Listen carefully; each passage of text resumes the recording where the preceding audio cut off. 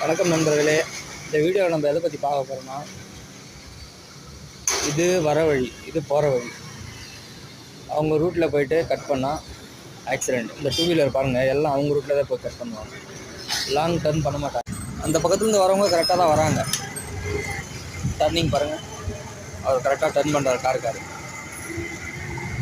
இங்கே பாருங்கள், இவங்க ஓவர்டேக் பண்ணுறாரா, முன்னாடி வர வாங்கினது கஷ்டம்.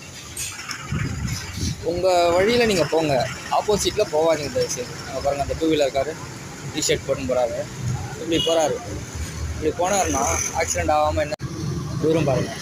407 காரு லாங் டர்ன் பண்ணாமல் கிட்டே டர்ன் பண்ணுறாரு. ஆப்போசிட்டில் வரவங்க எப்படி போவாங்க? டர்னிங்கில் ஓவர்டேக் பண்ணாதீங்க. டர்னிங்கில் ஓவர்டேக் பண்ணுறது ரொம்ப ரிஸ்க்கு.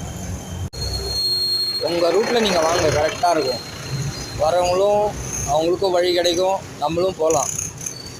யாருக்குமே எந்த வித தொந்தரவும் இல்லை.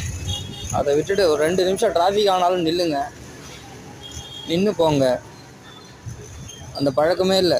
வண்டி நின்றுச்சுன்னா ஏன் நிற்கிது, எதுக்கு நிற்கிது, அதெல்லாம் பார்க்கக்கூடாது. ஆப்போசிட்லேருந்து வந்து ரோடு பிளாக் பண்ணிடணும். நீங்களும் போக மாட்டீங்க, போகிற வண்டியும் விட மாட்டீங்க. பாருங்கள், டூ வீலர் காரை ஒருத்தர் வேகமாக வருவார், டர்ன் பண்ணுவார்.